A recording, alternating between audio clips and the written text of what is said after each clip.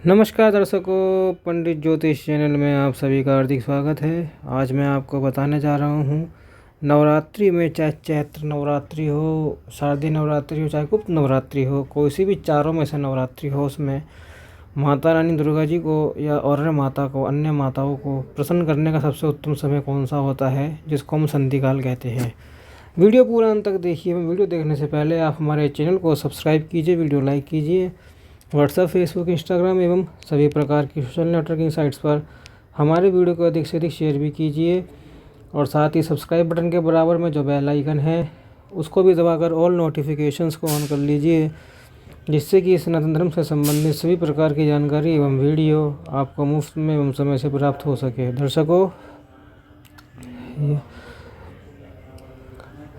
चैत्र नवरात्रि में एक संधि ऐसी है जो अष्टमी और नवमी तिथि से जुड़ी हुई है, क्योंकि उस समय में माता रानी ने 2 राक्षसों का वध किया था। उस समय पर महापूजा करने से, यज्ञ करने से, माता रानी की साधना अनुष्ठान करने से अपरंपार अर्थात अमूल्य से भी अमूल्य पुण्य फल प्राप्त होता है। और यह क्या है, आज इस विषय वीडियो में मैं आपको बताऊंगा। अगर आपको आज का ये विषय वीडियो पसंद आता है तो लाइक करें, शेयर करें। चैनल पर नए हो तो सब्सक्राइब करके घंटी का चिन्ह दबाइए।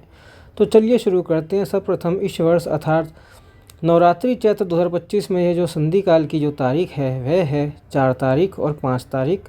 4 तारीख 4 अप्रैल अर्थात 2025 रात्रि काल के 12:10 से आरंभ करके, और कुछ देश काल के अनुसार, कुछ ही देश काल की मैं बात कर रहा हूँ, दोपहर के 12:12 से आरंभ होगा। बात हो रही है हमारे देश की, तो 12:12 से अर्थात रात्रि काल के शुरू होने के 5 अप्रैल शाम के 7:26 तक का जो काल होगा वह इस वर्ष चैत्र नवरात्र में होगा संधि काल। और उसका बेस्ट एग्जाम्पल है, जैसे दिन में 3 संध्याएँ होती हैं, प्रातः संध्या, मध्याह्न संध्या, रात्रि संध्या। यहाँ मैं सिर्फ एक एग्जाम्पल दे रहा हूँ। जैसे जब सुबह अर्थात प्रातः काल चंद्र का अस्त होता है और तब सूर्य का उदय होता है तो उसे प्रातः संधि काल कहा जाता है। मध्याह्न काल में जो सूर्य नारायण भगवान है वह कंप्लीट एग्जैक्ट हमारे सिर के ऊपर मध्यस्थ आ जाते हैं गगन में, आकाश में, तो उसे मध्याह्न संधि कहा जाता है।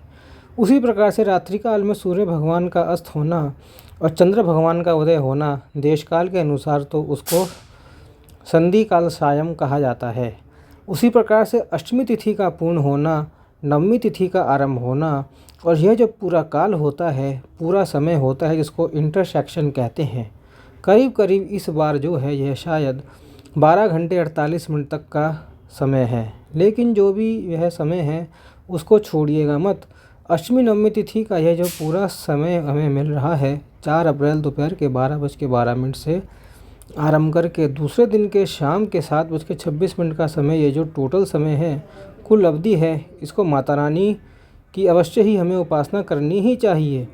और इस काल में जैसे देखिए, एक सामान्य रूप से दुर्गा सप्तशती में ही माता रानी ने क्या कहा है, अष्टम्याम चतुर्दश्याम नवम्याम च केतस, अष्टमी नवमी शब्द का आ गया है इसमें। तो अष्टमी नवमी को जो दुर्गा सप्तशती का पाठ करता है, देवी महात्म्य का पाठ करता है, माता रानी की साधना उपासना मंत्र जाप अनुष्ठान करता है, उसे माता रानी वैसे ही वरदान देती है जैसे राजा सूरत और वैश्य को दिया था।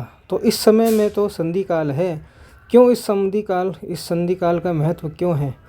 क्योंकि इसी समय में पौराणिक कथाओं के अनुसार चंड और मुंड नामक राक्षस का माता रानी ने वध किया था।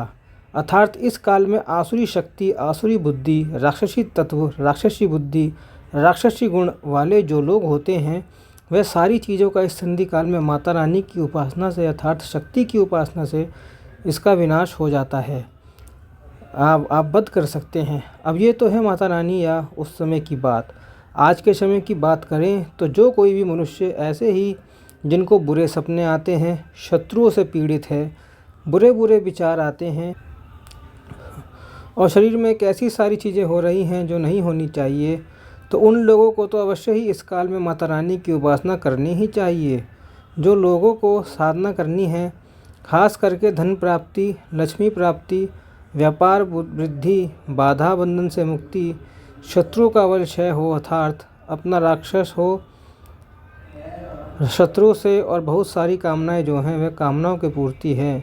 तो इस अष्टमी और नवमी 4 अप्रैल और 5 अप्रैल अगर इन तिथि में कोई भी मनुष्य माता रानी की उपासना करता है या किसी विद्वान से करवाता है, अनुष्ठान कराता है या किसी विद्वानों से करवाता है, तो निसंदेह माता रानी की उसे पूर्ण कृपा प्राप्त होती है और माँ दुर्गा, माँ जगदम्बा उनकी मनोकामना अवश्य ही पूर्ण करती हैं।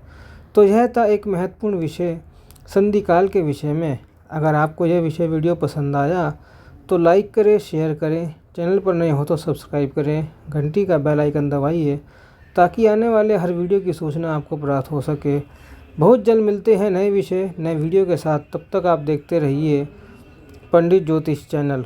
ओम नमो नारायणाय। ओम नमो भगवते वासुदेवाय।